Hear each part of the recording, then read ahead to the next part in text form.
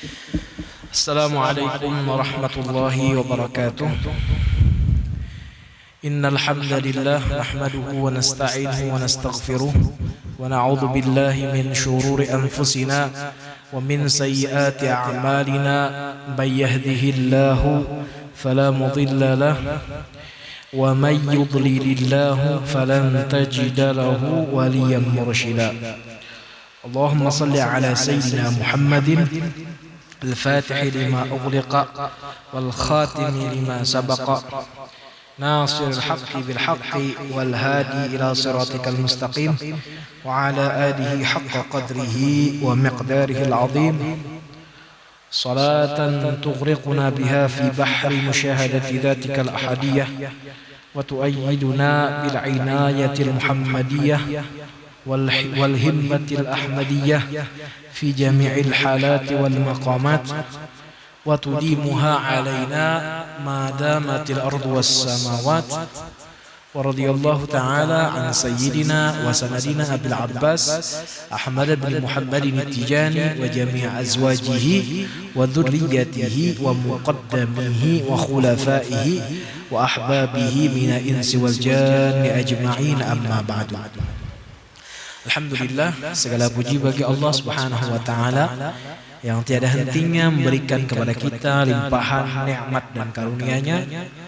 Salawat dan salam selalu tercurah dan terlimpah kepada Sayyidul Wujud wa Qiblatis Syuhud, baginda Sayyidina Muhammad sallallahu alaihi wasallam beserta seluruh keluarga beliau, seluruh sahabat beliau dan seluruh pengikut beliau hingga hari kiamat.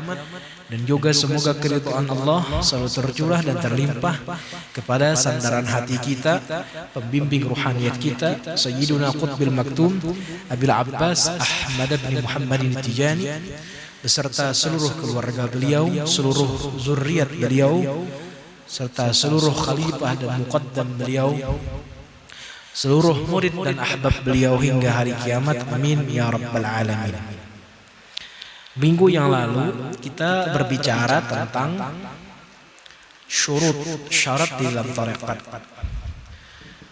Minggu kemarin kita berbicara tentang syarat pertama dalam tarekat, yaitu menjaga sholat 5 waktu. Nah, hari ini kita lanjut kepada syarat yang kedua, yaitu asyaratus tsani minasyurutil khamsati wa huwa taqwallahi. Syarat yang kedua daripada syarat-syarat tarekat yang 5, yaitu bertakwa kepada Allah Subhanahu wa taala.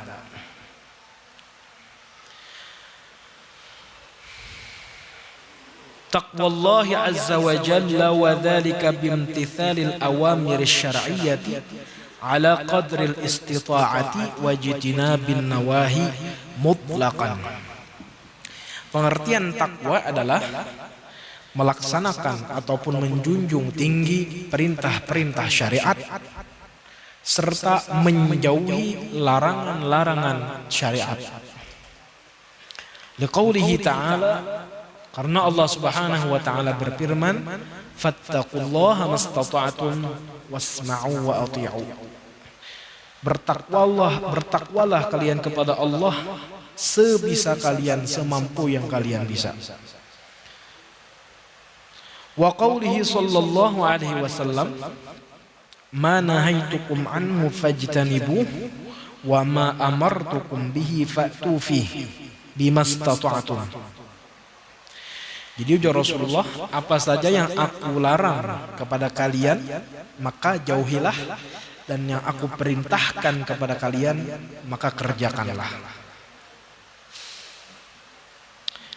Kama rawahu Syaikhan an Abi Hurairah radhiyallahu anhu, wa qad fassara at-taqwa Amirul Mu'minin wa Khalifatu Sayyidil Mursalin Maulana Ali bin Abi Thalib karramallahu wajhah.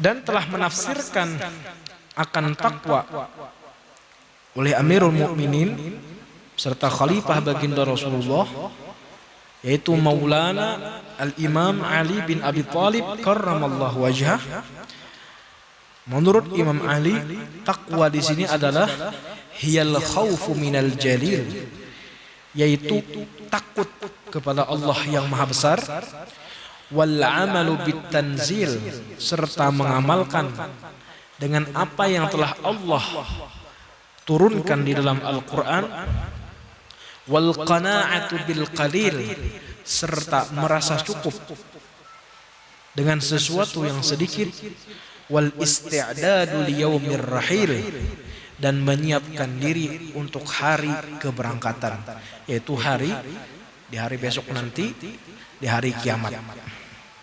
Itulah takwa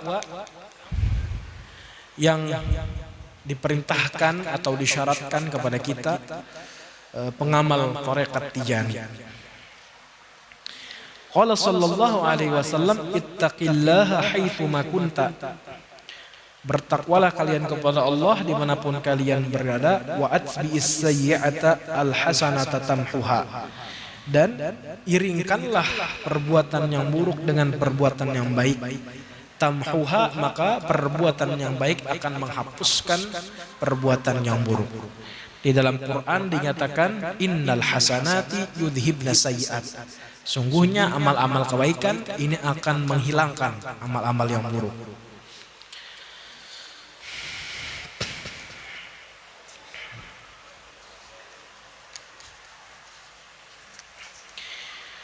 Nah, jadi Sayyiduna Syekh Tidin mensyaratkan murid-murid beliau semua untuk bertakwa kepada Allah.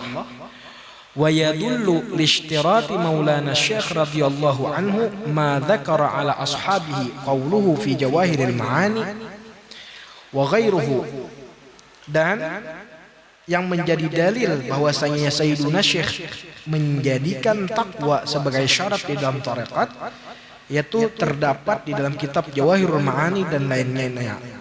Kata beliau, wa aqulu lil ikhwani, dan aku katakan kepada ikhwan pengamal tarekat Tijani, annaman akhadha wirdana wa sami'a ma fihi min dukhulil jannati bila hisabin wa la iqabin, bahwasanya orang yang mengambil wirid kami, mengambil baiat dalam tarekat Tijani, dan dia mendengar apa-apa saja yang telah dia dapatkan daripada kelebihan, daripada masuk surga tanpa dihisab dan tanpa disiksa, wa annahu la tadurruhu ma'siyatun fataraha nafsahu fi ma'asillah, kemudian dia merasa tidak memudaratkan dengan dirinya maksiat kepada Allah, sehingga dia akhirnya mengerjakan suatu maksiat daripada maksiat kepada Allah.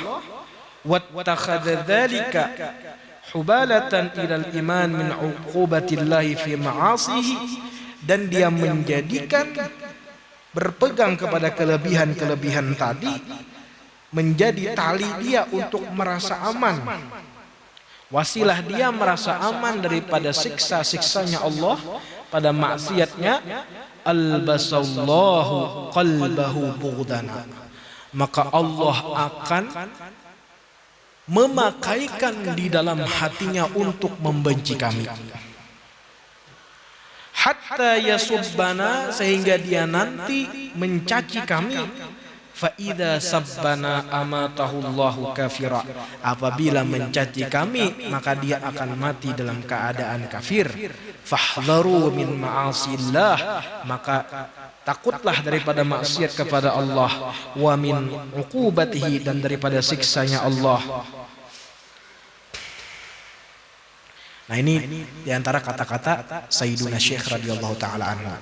Nah, jadi Sayyiduna Syekh, barang siapa yang masuk ke dalam tarekat Tijani, terus dia berpegang dengan berbagai macam kelebihan, berbagai macam dhamanat di dalam tarekat, sehingga dia merasa aman dengan kelebihan-kelebihan tadi daripada melakukan hal-hal yang dilarang Allah, hal-hal yang membentangkan siksanya Allah, maka jadi Sayyiduna Syekh, dia tidak akan meninggal sehingga dia Allah Ta'ala letakkan di dalam hatinya untuk membenci kami.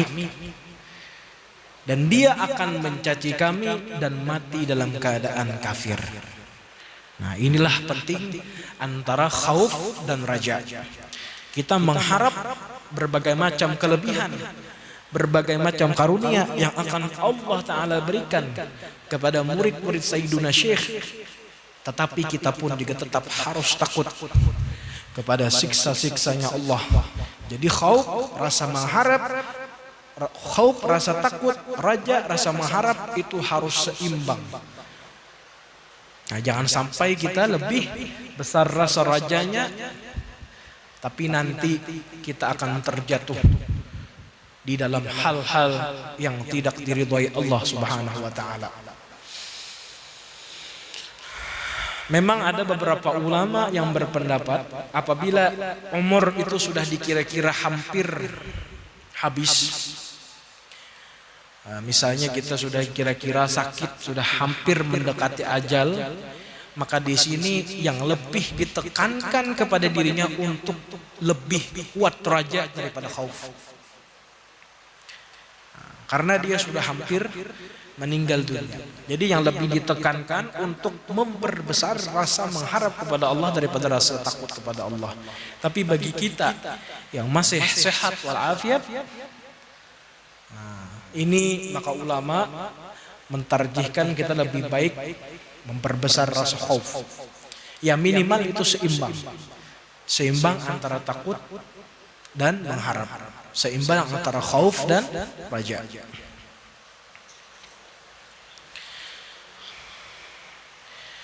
Yang perlu diperhatikan dalam pengamal tarekat Tijani,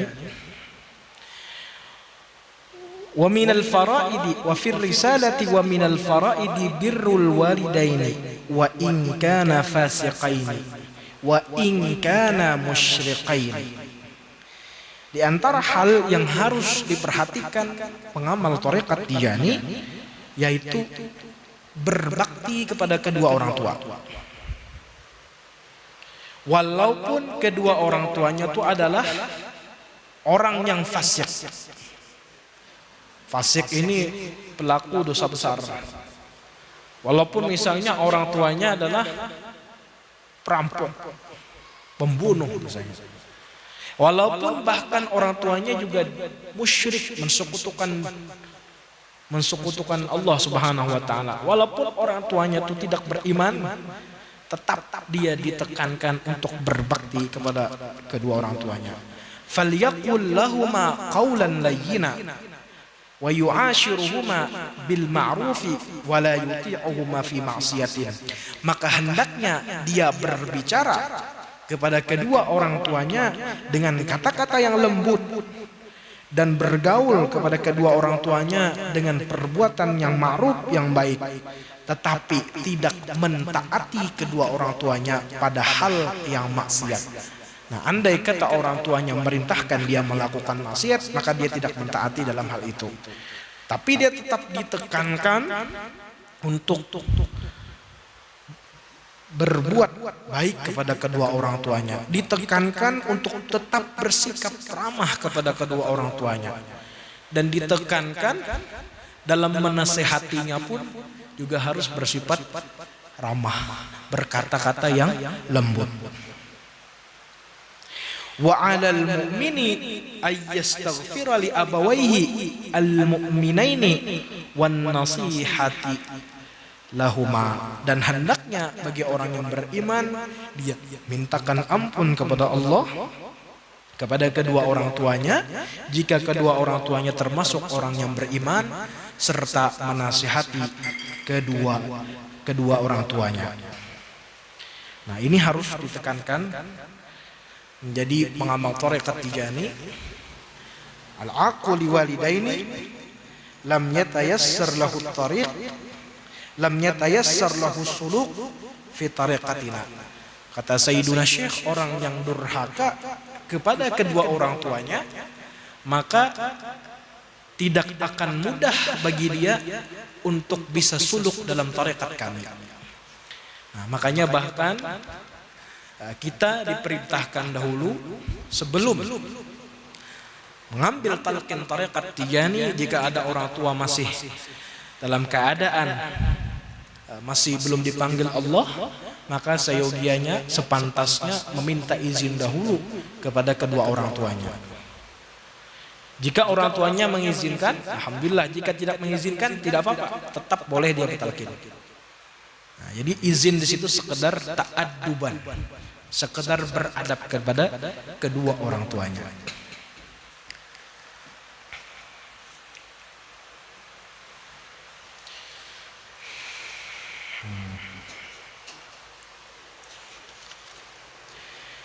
Di sini Maulana Imam Syekh Al-Idris Al-Iraqi, beliau mengutip perkataan yang terdapat di dalam Al-Ibris, kitab Al-Ibris. Al-Ibris ini ditulis tentang Syekh Abdul Aziz Dabbagh, salah seorang wali besar di Maroko. Qala ats-tsaminu asyar, ya antara penyebab-penyebab yang memutus orang daripada Allah Subhanahu wa taala yang ke-18 adalah uququl walidaini, yaitu durhaka kepada kedua orang tua. Wa natijatul uquqi lahuma arba'atu asya'a, dan hasil orang yang durhaka kepada kedua orang tuanya itu ada 4 macam. Nah, jadi orang yang durhaka kepada dua orang tuanya maka akan merasakan 4 macam, 4 hal. Yang pertama, annad dunya tadhhabu anhu wa tubghiduhu kama yubghidul mu'minu jahannam. Bahwasanya dunia yang dia miliki akan hilang dari tangannya dan akan pergi, akan benci dunia kepada dia seperti bencinya orang yang beriman kepada api neraka. Nah, makanya ini salah satu sir orang tuh dikayakan oleh Allah, dia berbakti kepada kedua orang tuanya. Bahkan kita melihat orang-orang yang tidak terlalu bagus agamanya, kita lihat saja dalam kenyataan kita, realita kita pada di sekeliling kita. Kita lihat banyak orang yang agamanya tidak terlalu bagus, sholatnya mungkin tidak terlalu bagus, tapi Allah Ta'ala lancarkan. Salah satu sirnya karena dia sangat berbakti kepada kedua orang tuanya. Karena orang yang durhaka kepada kedua orang tuanya, walaupun dia ahli sholat, walaupun dia ahli zikir, walaupun dia ahli Quran, itu akan mendapat sial, yaitu dunia hilang dari tangannya, hidupnya susah, sakit. Nah, itulah sudah kualat ya. Ini yang dikutip oleh Maulana Imam Syekh Idris Al-Iraqi daripada kitab Al-Ibris. Yang kedua, hasil daripada orang yang durhaka, annahu idza jalasa fi mawdi'in wa takallama ma'al hadirina fi syai'in sarafu qulubahum 'anil istima' li kalamihi wa azzala Allah subhanahu al-barakah wan nur min kalamihi. Apabila orang yang durhaka ini duduk di suatu tempat dan dia berbicara dengan orang-orang yang hadir di tempat tersebut, maka tiba saja hati-hati para hadirin ini langsung terpaling daripada dia, tidak ingin mendengarkan pembicaraannya, dan Allah Subhanahu wa taala hilangkan keberkahan dan cahaya daripada pembicaraannya. Yang ketiga, anna awliya Allah ta'ala min ahli diwan wat tasarrufi la yanzuruna ilaihi nadhara rahmatin. Bahwasanya para kekasih Allah, para wali-walinya Allah daripada ahlu diwan ataupun ahli tasarruf itu tidak memandang kepada dia dengan pandangan kasih sayang. Nah, jadi orang yang durhaka kepada orang tuanya itu tidak disukai para kekasih Allah. Yang keempat, anna nura imanihi la yazalu yanqusu syai'an fa syai'an bahwasanya cahaya imannya itu senantiasa akan berkurang sedikit demi sedikit. Faman aradallahu bihi syaqawata wal iyadu billah lam yazal kadzalik.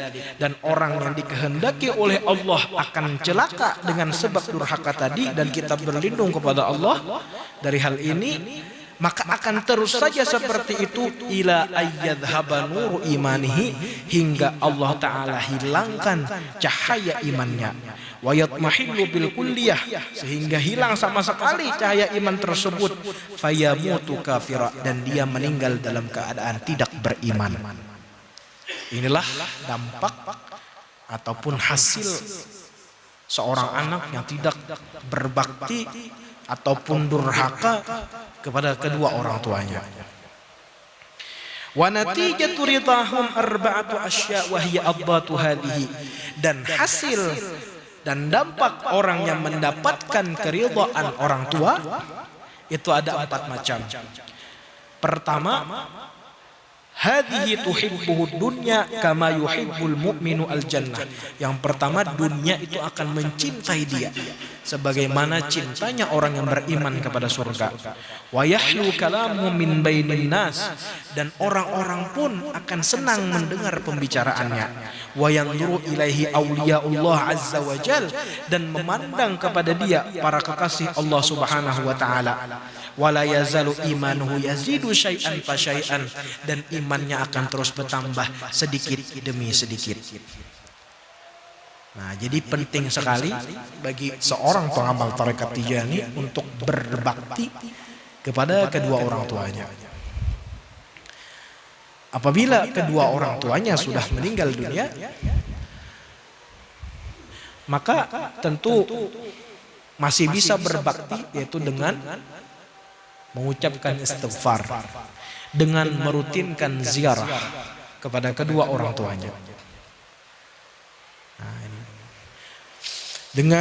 Makanya Abuya kita mengajarkan kita istighfar 27 kali, astagfirullahaladzim li wali walidayya walil mu'minina wa minat muslimat al ahya minhum wal amwat, itu setiap kali habis salat, agar kita tidak lupa dengan kedua orang tua kita. Karena ini salah satu jalan untuk kita sukses dalam tarbiyah Sayyiduna Syekh, yaitu kita berbakti kepada kedua orang tuanya. Bagi yang masih ada orang tua, maka bersyukurlah, karena itu adalah berkah yang nyata di kehidupan sampean-sampean semua. Bagi yang orang tuanya sudah nggak ada, maka istighfarkan, maka ucapkanlah istighfar. Maka ziarahilah secara rutin jika makam beliau dekat.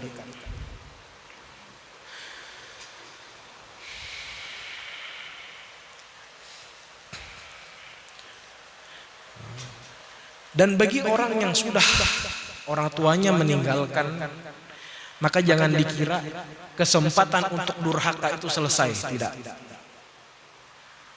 Kita yang orang tua kita sudah berpulang ke rahmatullah, ini kesempatan kita untuk berbakti, dan durhaka itu sama seperti adanya beliau. Kenapa? Karena apabila kita mengerjakan kebaikan, maka ahlul kubur itu senang. Dia akan senang, anakku mengerjakan kebaikan, karena Allah akan memberitahu amalan ataupun pekerjaan daripada zuriat-zuriatnya ahlul kubur. Nah, jika kita mengerjakan sesuatu yang dilarang Allah, maka sampai juga kabar tersebut kepada ahli kubur, dan itu akan membuat mereka sakit hati. Dan itu pun juga sebagai kedurhakaan kita kepada orang tua. Nanti itu orang tua akan tahu cerita kita, dan di sana pun juga nanti mereka akan merasakan sakit hati jika kita melakukan sesuatu yang tidak diridhoi Allah. Tapi jika kita melakukan sesuatu yang diridhoi Allah, mereka akan gembira dan bahkan akan kecipratan daripada pahala-pahala yang kita kerjakan. Nah, jadi penting sekali kita untuk mendoakan kedua orang tua yang sudah berpulang ke rahmatullah. yang belum berpulang ke rahmatullah didoakan, lagi diperhatikan. Diperhatikan dan sabar dengan berbagai macam tingkahnya. Karena orang tua ini kadang-kadang seperti yang dikatakan oleh Al-Quran, wa man nu'ammirhu nunakkisu fil khalqi. Orang yang Allah Ta'ala panjangkan umur, maka akan Allah Ta'ala kurangi dia dalam penciptaan. Nah, kadang-kadang orang tua sudah cara pikirnya sudah tidak normal. Nah, ini harus bersabar. Kadang-kadang lupa. Anak udah ngasih makan, anak udah memperhatikan. Bisa orang tua tuh nanti cerita ke orang-orang, saya nggak diperhatikan, saya nggak dikasih uang. Padahal udah. Nah, ini kita harus sabar ini. Harus sabar menghadapi cobaan-cobaan yang seperti itu. Lanjut, syarat yang ketiga, yaitu al-iltizamu bitariqati tijaniyah ilal mamat, yaitu kita mengamalkan tariqat tijani hingga akhir hayat kita. Nggak ada bicara kita libur dalam wirid. Nggak ada bicara kita lockdown dalam wirid. PPKM, PSBB nggak ada. Tiada hari kita tanpa istighfar. Tiada hari kita tanpa salawat. Tiada hari kita tanpa berzikir.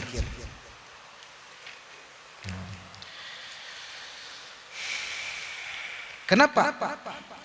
Karena wirid-wirid di dalam tariqat tijani ini posisinya seperti nazar. Kita nazarkan untuk mengerjakannya sampai akhir hayat. Nah, dari karena itu, walaupun hukumnya mustahab, walaupun tidak wajib, karena kita menazarkan maka jadinya hukumnya wajib. Nah, ini harus dipahami oleh ikhwan sekalian. Allah Ta'ala berfirman, wa aufu bil ahdi innal ahda kana mas'ula. Tunaikanlah janji, tepatilah janji, karena janji yang telah kita ucapkan itu jadi tanggung jawab kita. Akan ditanya. Dan kita itu berjanji sebelum mengambil wirid tariqat tijani. Setelah muqaddam, memberikan syarat poin 1, 2, 3, 4 dan lainnya, lalu ditanya siapkah melaksanakan, kita mengatakan siap. Nah, ketika kita mengatakan siap berarti kita sudah berjanji. Nah, disinilah hukumnya kita wajib melaksanakan wirid, walaupun tidak termasuk kewajiban yang qat'i, yang diperintahkan seperti kewajiban sholat, kewajiban puasa. Tetapi karena kita menazarkan, maka hukumnya kita wajib membaca wirid setiap hari. Sayyiduna Syekh berkata, baginda Rasulullah sallallahu alaihi wasallam bersabda, ahabbul a'mal ilallah adwamuha wa in qalla. Amalan yang paling Allah Ta'ala cintai adalah amalan yang rutin dikerjakan, walaupun sedikit. Mari kita tanyakan kepada diri kita masing-masing, sebelum kita mengamalkan tariqat tijani, adakah amaliyah rutin yang kita kerjakan tiap hari? Rutin, tidak kenal hujan, tidak kenal panas, tidak kenal hari raya, tidak kenal Ramadan. Adakah? Ya mungkin yang ada sholat, mungkin yang ada kewajiban-kewajiban, tapi yang di luar daripada kewajiban adakah? Kalau ulun pribadi dahulu tidak menemukan. Kadang-kadang sehari sholawat 1000, rutin bisa seminggu, ya udah hari ke-8 gak rutin lagi. Istighfar bisa 1000, tiap hari berjalan sebulan udah gak rutin lagi. Alhamdulillah, dengan kita berpegang, dengan kita mengikuti Sayyidina Syekh radhiyallahu ta'ala anhu, maka Allah Ta'ala karuniakan kepada kita istiqamah dalam beristighfar, dalam bersalawat, dalam berzikir, dalam setiap hari kita. Dan ini karunia yang sangat luar biasa daripada Allah Subhanahu wa taala yang harus kita syukuri dan harus kita jaga hingga akhir hayat kita.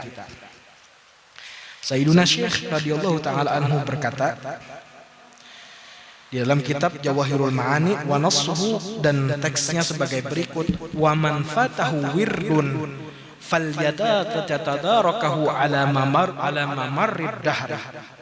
Dan orang yang ketinggalan daripada membaca wirid, maka hendaknya dia susul walaupun sudah lama, walaupun hanya sekali, satu kali wirid saja wajib dilaksanakan. Jika keluar waktunya maka diqadha. Nah, ini harus diperhatikan. Wa man akhadzal wirda wa tarakahu tarkan kulliyan aw tahawunan bihi halat bihil uqubah wa ya'tihil halak.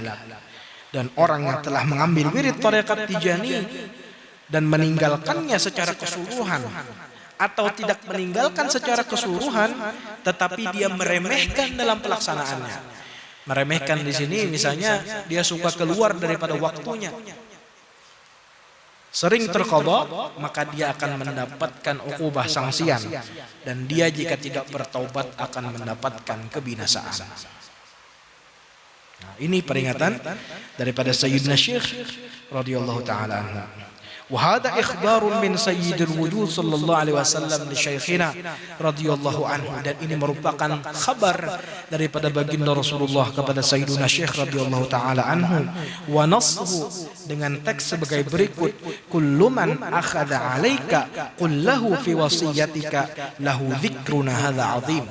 Jadi kata Rasulullah kepada Sayyidina Syekh, siapa saja yang mengambil kepadamu, katakanlah bahwasanya dalam wasiatmu, katakanlah bahwasanya zikir ini sangatlah besar di sisi Allah.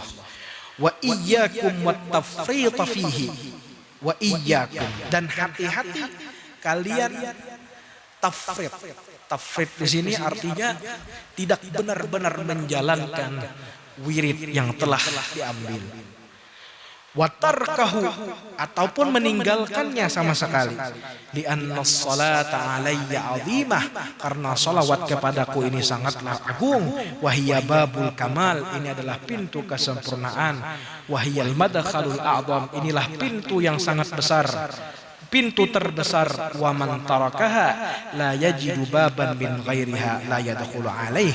Barang siapa yang meninggalkan sholawat kepadaku, maka tidak akan mendapatkan pintu yang lain. Ini perkataan baginda Rasulullah kepada Sayyidina Syekh radhiyallahu taala anhu. Hendaknya kita ikhwan semua ini harus memperhatikan dalam pelaksanaan wirid. Jangan sampai ada yang terqadha, jangan sampai ada yang terlambat dalam pelaksanaannya, apalagi sampai terqadha. Kecuali ada uzur syar'i, misalnya uzur syar'i tidak mampu bangun, lagi sakit, sakitnya sakit gak bisa ditahan-tahan, gak mampu bangun. Nah ini beda. Ini bisa kita tunda sampai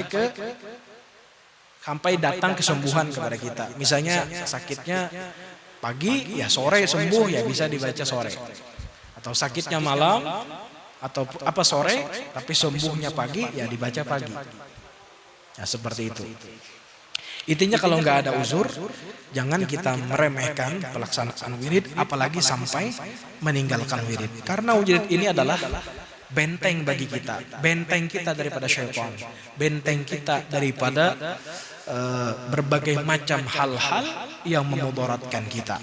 Nah, terus kita selama ini sudah mempunyai benteng, kita meninggalkannya, maka akhirnya kita mendapatkan tekanan dari berbagai macam, yaitu akhirnya kita mendapatkan bala, karena bentengnya udah hilang.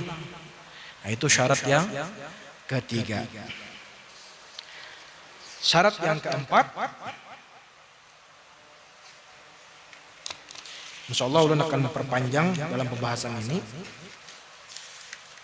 Syarat yang keempat, wa huwa tarku jami'il aurat al kharijati 'anit tariqah, yaitu meninggalkan semua wirid-wirid yang di luar tarekat Tijani. Artinya apa? Dalam artian tarekat Tijani ini tidak boleh digabung dengan tarekat manapun. Tidak boleh digabung dengan tarekat manapun. Andai kata seseorang sudah memiliki tarekat dan dia ingin mengambil tarekat Tijani, maka dia harus insilah dahulu, harus berlepas selepas mungkin daripada tarekat dia yang sebelumnya. Karena baginda Rasulullah sallallahu alaihi wasallam bersabda, ij'al amalaka liwajhin wahidin yakfikal wujuhu kulluha.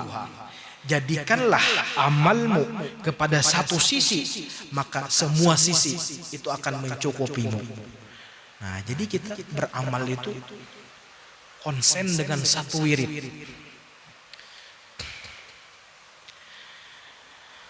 Mengapa kita jadi penting konsen dengan satu wirid?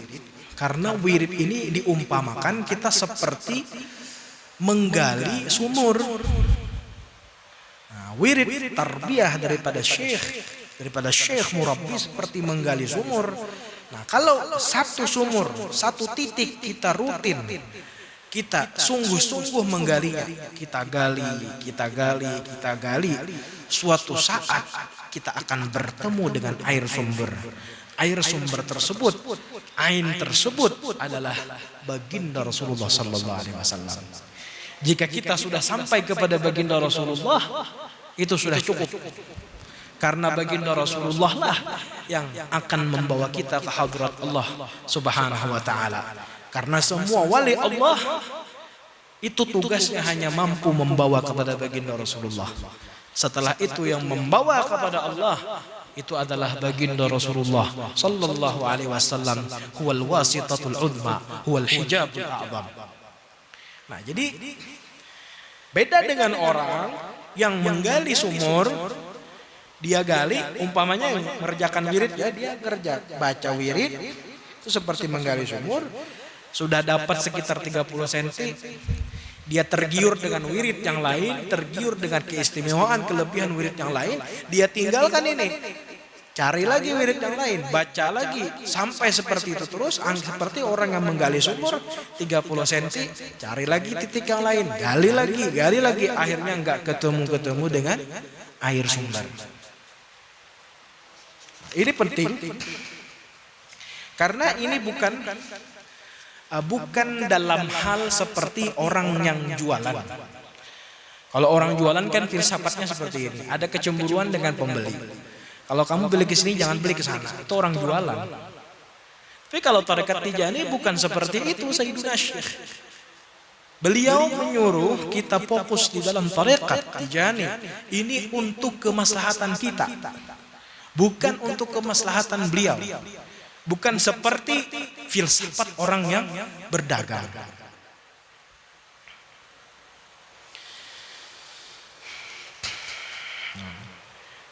Dan orang yang meninggalkan tarekatnya untuk masuk kepada tarekat At-Tijani, Sayyiduna Syekh berkata, man taraka wirdan min auradil masyayikh li ajri dukhuli fi tariqatina hadhil Muhammadiyah al-Ibrahimiyah Hanifiyah ammanahu Allahu fid dunya wal akhirah. Orang yang meninggalkan wirid di antara wirid para masyayikh untuk masuk kepada tarekat kami, tarekat Muhammadiyah, Ibrahimiyah, Hanifiyah, maka Allah Ta'ala akan amankan dia di dunia dan di akhirat. Fala yasu'uhu syai'un abada, maka dia tidak akan mendapatkan suatu yang buruk selama-lamanya. Kenapa? Karena para wali Allah Subhanahu wa taala itu apabila kita meninggalkan tarekat yang tinggi kepada tarekat yang lebih rendah, kita akan mendapatkan baranya. Ya, memang semua tarekat itu muwassil ila Allah. Tapi dalam hal anwar, asrar, kekuatannya itu berbeda-beda. Tapi kalau kita meninggalkan dari yang rendah kepada yang lebih tinggi, nah ini tidak apa-apa. Nah, sedangkan masyrab khatmul auliya adalah a'la masyrab. Masyrab khatmul auliya itu adalah sepaling tinggi masyrab. Di sini ulun ingin insyaallah akan menjelaskan bahwasanya yang dilarang di sini adalah kita mempunyai guru tarbiyah selain Sayyiduna Syekh. Adapun guru syariat itu tidaklah masalah.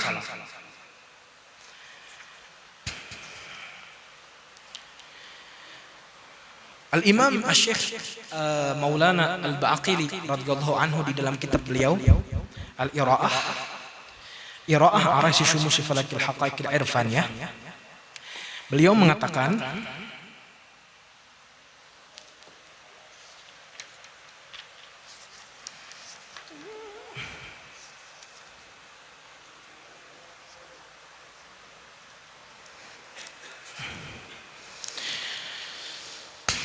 wa amma tariqatul awliya, tarekat para wali-wali Allah di luar tarekat Tijani radhiyallahu anhum, semoga Allah taala memberikan keridhaan kepada mereka semua. Fa innahum yanzuruna binurillah, sesungguhnya para wali-wali Allah Subhanahu wa taala tadi mereka memandang dengan cahaya Allah. Li anna fuqara'ahum ala qismaini, karena murid-murid mereka itu terbagi kepada dua. Fuqara'it tabarruk, murid dalam hal mengambil berkat, wa fuqara'il istimdad, murid dalam hal mengambil madad. Ini ada dua. Ada dua tipe murid. Murid yang mengambil berkat, tabarruk, muridul tabarruk ataupun muridul istimdad. Nah, dalam tarekat wali-wali Allah di luar tarekat Tijani ada dua macam jenis murid. Faman ra'auhu min ahlil istimdadi mana'uhu min ziyarati ghairihim wa minal ijtima'i bihi. Orang murid yang mereka lihat termasuk min ahlil istimdad, maka mereka akan melarang murid tersebut daripada menziarahi selain mereka dan daripada berkumpul dengan selain mereka. Fa in khalafahum khasirat dunya wal akhirah, jika tidak taat kepada mereka maka akan rugi di dunia dan di akhirat bil mukhalafah, karena dia tidak mentaati, menyalahi perintah. Wa mukhalafatu syuyukhi summun qatilun, dan menyalahi perintah para syekh, para masyayikh itu adalah racun yang membunuh. Wa kullu ma fa'alahu al-muridu yatalaqahu anhu syaykhuhu siwal maili ila ghairi fa huwa min zunubi syuyukhi la tughfar. Dan segala hal yang dikerjakan murid ini akan bisa diterima oleh gurunya selain daripada cenderung kepada selain dia, karena ini merupakan dosa kepada para masyayikh dan ini tidak akan bisa ditoleransi. Wa in ra'auhu min ahli tabarruk yatlubuna lahu ziyarah wal ijtima'a bi ghairihim fa innahum nasihul ummah fala yahillahum ayyamna'u.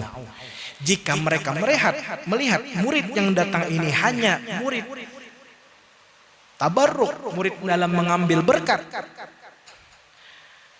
mereka adalah seorang nasihul umat, mereka para wali Allah tadi adalah penasihat umat, maka mereka tidak bisa melarang mereka tersebut yang hanya niatnya untuk mengambil berkat untuk melarang. Mereka tidak bisa melarang.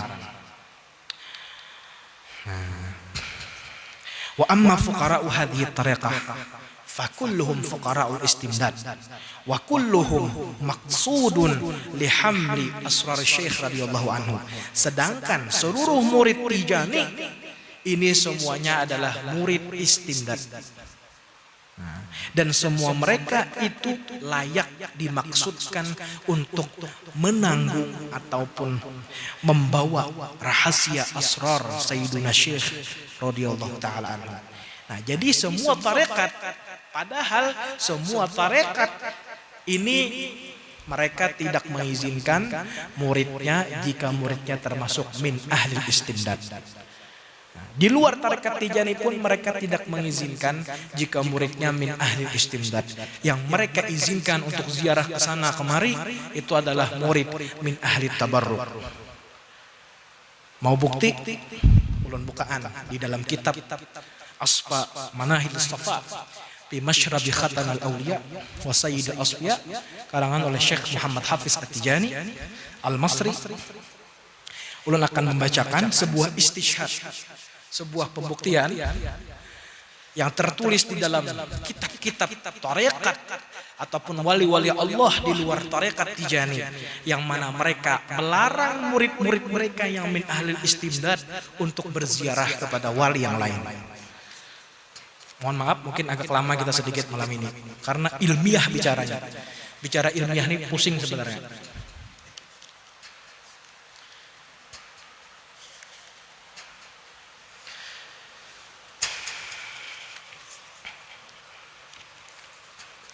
Pertama disampaikan oleh Sayyidi Muhyiddin Ibnul Arabi di dalam kitab Futuhatil Makkiyah.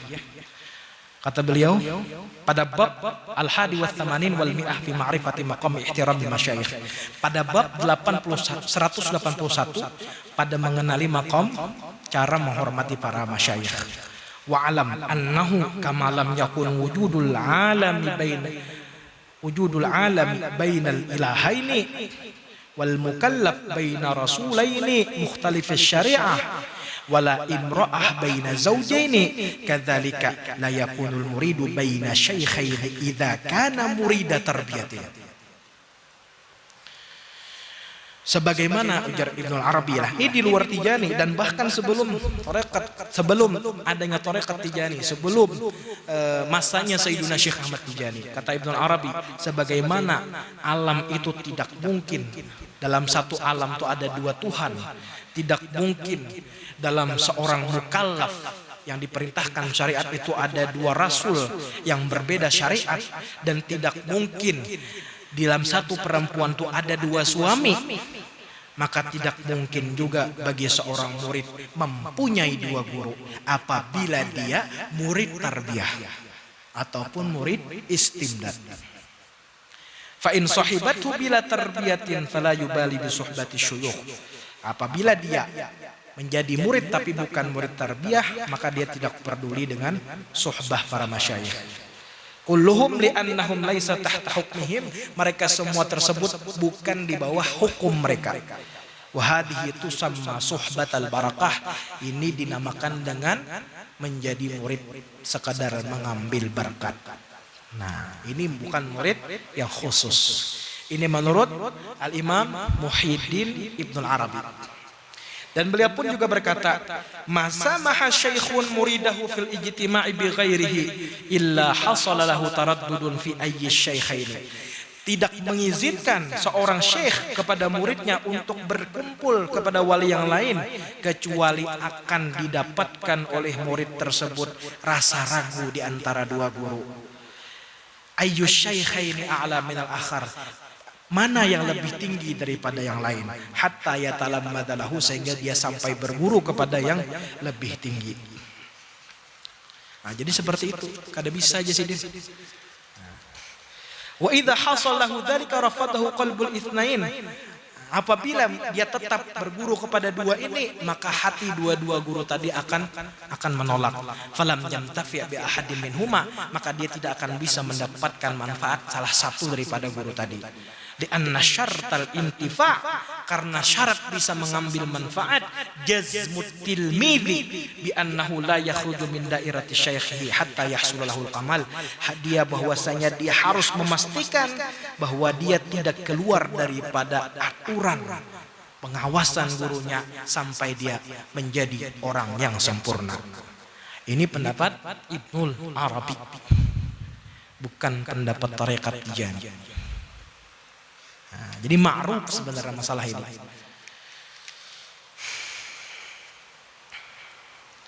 Terus lagi Syekh Abdul Aziz Ad-Dabbagh juga berkata di dalam Al-Ibris yang dituliskan oleh murid beliau Syekh Ahmad bin Mubarak dengan teks sebagai berikut.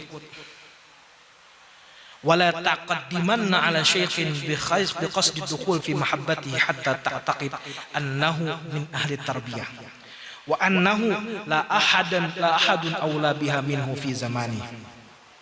Hendaknya ajar Syekh Abdul Aziz Ad-Dabbagh jangan mencoba untuk berpegang kepada seorang guru, membaiat kepada seorang guru dengan masuk di dalam mahabbahnya sehingga dia meyakini bahwasanya gurunya tersebut min ahli tarbiyah, ahli dalam tarbiyah, dan dia meyakini tidak ada satupun orang yang lebih mulia, yang lebih utama daripada gurunya di zaman dia. Wa inna ma wajaba alaihi dzalika li anna syekh alladhi yara min muridihi al-iltifat ila syai'in ghairahu yaqta'u anhu al-madah. Karena seorang guru apabila melihat muridnya sudah mulai menoleh kepada guru yang lain, maka akan memutus hubungan antara dia dengan murid. Nah, ini perkataan Syekh Abdul Aziz Ad-Dabbagh. Ini ulama-ulama besar semua lah, pembesar-pembesar suluk semua nih. Waqala Syekh Zarruq. Nah, Syekh Zarruq lagi. Syekh Zarruq ini pembesar Thariqah Syadziliyah, pengarang Qawaidut Tasawuf. Wala taltafit anhu, kata Syekh Zarruq, jangan sekali-kali kamu mencoba menoleh, berpaling daripada guru. Walau ra'aita a'lama minhu, walaupun engkau melihat orang yang ada lebih alim daripada guru ikam. Patuhramul barakah minal awwali wathani, jika kamu menganggap, jika kamu mulai menoleh kepada guru yang kamu lihat lebih alim tadi, maka kamu tidak akan mendapatkan barakat daripada gurumu yang pertama ataupun dari gurumu yang kedua. Nah, ini haramnya iltifat, menoleh kepada selain gurunya. Ini dalam konteks syekh tarbiyah, ya, bukan dalam konteks syekh tabarruk. Imam Abdullah Asy-Syarani, wa fil bahril mawrud lisy'arani ukhidha 'alaina al-uhud alla na'khudha 'ala faqirin bis-sam'i wat-ta'ati lima na'muruhu bil khairi illa kunna na'lamu yaqinan annahu la yuqaddimu 'alaina fil mahabbati ahadan min al-khalqi mutlaqa hatta ahluhu wa waladuhu wirathatan nabiyyi la istiqlala. Jasidin biar Imam Abdullah Asy-Syarani, kami telah diberikan janji bahwasanya kami tidak akan membaiat seorang murid untuk mendengar dan taat bagi sesuatu yang kami perintahkan kepada dia daripada kebaikan, kecuali jasin kami telah meyakini bahwasanya murid tersebut tidak mendahulukan siapapun dalam cinta melebihi daripada cintanya kepada kami secara mutlak, walaupun kepada istri dan anak-anaknya. Ini perkataan Imam Abdul Wahab Asy-Syarani sebelum Tarekat Tijani. Jadi penting sekali jangan sampai kita memposisikan bahwasanya syekh di sini beliau ada kemaslahatan dalam kemaslahatan pribadi beliau dalam melarang kita untuk mempunyai guru yang lain. Terus lagi dari Tarekat Naqsyabandi, Syekh Muhammad bin Abdullah Al-Khani Al-Khalidi An-Naqsyabandi, beliau pun berkata, minha ayyakuna i'tiqaduhu maqsuran 'ala syekh. Di antara adab seorang murid kepada guru, keyakinan dia hanya terbatas kepada gurunya saja. Mu'taqidan annahu la yahsulu matlubuhu wa maqsuduhu illa 'ala yadi hadha syekh. Dia harus berkeyakinan bahwasanya yang dia inginkan, yang dia maksud, ini tidak akan dia dapatkan kecuali di tangan gurunya. Wa idza tashattata nadharuhu ila syaikhin akhar hurima min syaikhi. Apabila buyar pandangannya mulai kepada syekh yang lain, maka dia akan terdinding daripada gurunya yang pertama. Wan sadda alahil faid, dan limpahan berkah gurunya akan tertutup. Jar siapa? Ujar mursyid Tarekat Naqsyabandi. Kada ujar Buhan Tijani. Kalau Tijani aja kada. Ulun bacakan lagi biar aja kita landung oleh Bapak.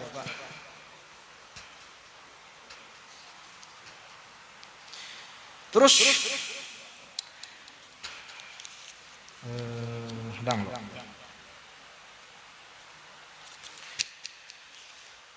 Syekh Khusafi, Syekh Hasanain Al-Khusafi. Tarekat Khusafi ini termasuk cabang daripada Tarekat Syadziliyah. Fa'lam, ya Syekh Hasanain Khusafi. Fa'lam annal akhdha ala anwa'in. ketahuilah bahwasanya mengambil wirid ataupun mengambil baiat itu ada terbagi kepada beberapa macam. Minha al-akhdhu lit-tabarruk, yang pertama mengambil untuk mengambil berkat, mengambil wirid untuk mengambil berkat. Aulin nisbah, atau hanya untuk bernisbah. Au labsul khirfah, au li mujarradi qiraati wirdin min ghairi dirayah. Aulid dirayah, aulid dirayati li ma'ani kutubi mu'ahzabi mu'ad'iyatihim. Atau hanya sekedar untuk labsul khirqah, memakai khirqah sufi. Atau kena penjelasannya panjang, atau hanya sekedar untuk membaca wirid tanpa ada aturan, ataupun ada aturan untuk berbagai macam kitab-kitab mereka, hizib-hizib mereka, doa-doa mereka. Fala haraja 'alal murid ayyakhudha 'ala may syayikhin syatta walau fi waqtin wahidin, maka tidak mengapa kepada murid untuk mengambil kepada berbagai macam guru walau di satu waktu yang sama. Wa amma, nah adapun ini kan konteks murid tabarruk tadilah. Wa amma man akhadha liyasluka tariqal qaumi fala yajuzu lahul ijtima'u ala ahadin ghaira syaikhi. Adapun orang yang mengambil wirid dengan tujuan dia suluk tariqal qaum, tariqat kaum sufi, maka tidak boleh bagi dia untuk mencari guru yang lain dalam tarbiyah selain daripada gurunya. Madama syaikhuhu mawjudan. Nah, seperti itu. Nah, ini konteks di dalam tarekat Syaziliyah.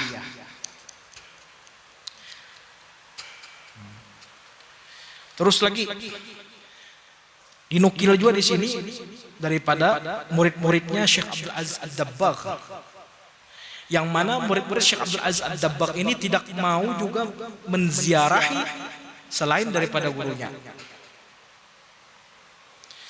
Pada suatu hari Syekh Abdul Aziz Ad-Dabbagh ini menziarahi wali-wali yang lain. Dan murid-murid Sidin berada di belakang Syekh Abdul Aziz Ad-Dabbagh. Sehingga Syekh Abdul Aziz Ad-Dabbagh sudah mulai mendekati wali yang diziarahi. Mereka mulai stop, membiarkan Syekh Abdul Aziz Ad-Dabbagh terus berziarah. Dan mereka pun berkata, qadik tafaina bika an siwaka. Nah, jarbuhannya kepada Syekh Abdul Aziz Ad-Dabbagh, kami sudah cukup dengan pian daripada selain pian. Kalau gurunya sama pada wali kata Bapak, ulun cukup dengan pian daripada selain pian. Paman lam yakun syaikhuhu lahu kafian falaisa lahu ayat bi'ahu. Barang siapa nang kada meyakini gurunya sudah bisa mencukupinya, maka buat apa dia mengikuti? Wa man lam yattaqid bi syaikhi annahu yughni an ghairihi minal awliya fa'taqaduhu fi naqisun bittifaqi jami' ahli hadha sya'ni. Barang siapa yang tidak berkeyakinan bahwasanya gurunya bisa mencukupkan dia daripada wali-wali yang lain, maka berarti keyakinan ia kepada guru itu kurang dengan kesepakatan semua orang ahli di dalam bidang ini. Nah, ini menurut murid Syekh Abdul Aziz Ad-Dabbagh yang tertulis di dalam kitab Adz-Dzahab Al-Ibris.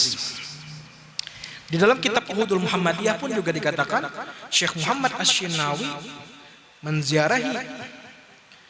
menghendaki menziarahi salah satu guru daripada guru-guru di masanya. Jadi Sidin mulai setelah itu minta pendapat kepada guru Sidin yang mentarbiyah Sidin. Guru Sidin ngarannya Muhammad bin Abi Hamail rahimahullah. Fanadhara ilaihi syazran, maka guru Sidin, guru tarbiyah Sidin Syekh Muhammad Abul Hamail memandang dengan kemarahan.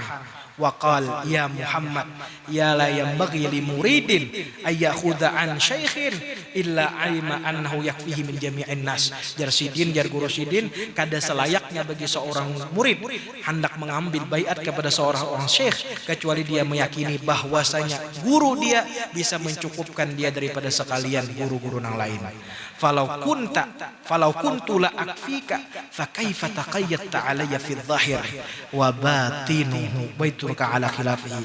Jika jasidin aku ini masih kada mencukupkan lawan ikam, kenapa kamu jasidin lawan aku berikatan di zahir? Ikam mengikat aku secara zahir, tetapi batin ikam tidak seperti itu. Nah, ini perkataan Syekh Muhammad Asy-Shinnawi dalam kitab Al-Uhudul Muhammadiyah karya Syekh Abdul Wahab Asy-Syarani. Nah, seperti itulah sudah ma'ruf bahwasanya tidak boleh mempunyai dua guru tarbiyah. Dan itu bukan hanya dalam tarekat Tijani, di luar tarekat Tijani pun juga seperti itu. Nah, itu saja yang bisa ulun sampaikan malam hari ini. Ada beberapa poin tadi. Kalau khilaf tadi 8 poin, yang mana istishhad daripada di luar tarekat Tijani yang sama tidak mengizinkan murid tarbiyah untuk berguru kepada yang lain. Nah, ini konteksnya lah tarbiyah, bukan ilmu syariat. Syariatnya masalah. Nah, ini harus dipahami. Jadi jangan sampai mengkambing hitamkan, oh Tijani ini kada membolehkan, Tijani ini melarang muridnya. Bukan hanya Tijani, tarekat lain pun seperti itu. Nah, ulun berbicara di sini sumbernya di kitab Asfa Manahil Sofa karangan Syekh Muhammad Hafiz At-Tijani Al-Masri. Nah, yang mana sidin mengkumpulkan daripada para masyayikh. Lalu ulun berbicara panjang lebar tadi, apakah ulun alim? Kada. Kenapa? Karena di kitab ini udah masak. Udah matang semua di kitab ini, tinggal bacakan aja. Di kitab ini udah matang semua, di Salah Syafi'iyah, di kitab Tijani itu udah matang. Kalau orang berbicara seperti bicara ulun tadi bukan berarti dia alim. Dalam konteks pakar belum ya. Ya kalau alimnya lebih tahu daripada yang lain ya mungkin iyalah. Tapi dalam konteks pakar enggak. Karena kalau gelar alim dalam konteks dia pakar, itu harus menguasai berbagai macam. Pakar misalnya dalam tarekat Tijani, dia menguasai berbagai macam masyrab. Dan bahkan dia begitu hafal, begitu menguasai segala-segala hal yang terdapat di dalam tarekat Tijani. Nah, jadi jangan sembarangan mengatakan orang alim. Andai kata ada orang berbicara seperti ulun tadi ya itu biasa aja, karena di kitab-kitab seperti ini udah masak. Bukan ulun satu-satu buka kitabnya, enggak, ini sudah disimpulkan oleh ulama-ulama ahlu tarekat. Nah, jadi seperti itu saja. Nah, jadi intinya kita nih wa ma utitum minal ilmi illa qalila. Kita tidak diberikan daripada ilmu kecuali sedikit. Dan kitab-kitab tarekat Tijani itu udah matang, udah masak, udah luar biasa. Nah, jadi orang yang berbicaranya secara panjang lebar ya paling hanya mengutip. Ya bedanya ulun sama Buan Pian cuma satu, ulun bisa ngebaca. Itu aja. Andai kata Buan Pian bisa ngebaca ya nggak ada bedanya. Nggak ada bedanya. Karena ulun bukan orang yang langsung mengambil dari manuskrip, dari makhtutat, bukan. Kalau orang ngambil dari makhtutat sampai dia ahli, ya ini beda cerita. Pernah salah satu masyayikh ulun tanya ya, nah ini contoh orang ahli dalam tarekat ya. Beberapa tahun yang lalu kita ada mendengar cerita bahwasanya dikatakan Sayyiduna Syekh katanya beliau seminggu sebelum meninggal dunia ini dikatakan keliling meminta doa supaya husnul khotimah katanya. Jadi agak janggal kan mendengar ini karena nggak pernah ngebaca di kitab manapun, nggak pernah. Lalu ulun bertanya kepada salah satu orang yang alim, yang pakar, syekh yang pakar dalam tarekat, ulun bertanya kepada beliau, masyayikh dari Maroko, kata ulun, benarkah ada cerita seperti ini? Beliau berkata nggak ada, kata beliau. Saya berani memastikan itu nggak ada. Karena kata beliau, saya bisa merincikan 1 bulan sebelum Sayyiduna Syekh berpulang ke rahmatullah, itu apa saja yang dikerjakan Sayyiduna Syekh saya bisa merincikan. Hari ke-30 sebelum berpulangnya apa yang dikerjakan Sidi Syekh. Hari ke-28, 99, seminggu, 5 hari, 3 hari. Ini baru pakar. Kalau kayak gini baru saya akuin pakar gitu kan. Kalau hanya ngambil dari kayak gini, bicara yang kayak tadi ilmiah, pakar apa? Biasa aja. Gak usah ngerasa alim, biasa aja kita nih ngambil yang matang juga kok. Gak ada yang pakarnya kita. Kita ngambil yang matang ini. Udah ada Iro'a, masyrabnya si Ba'aki, ada Risalah Syafiyah.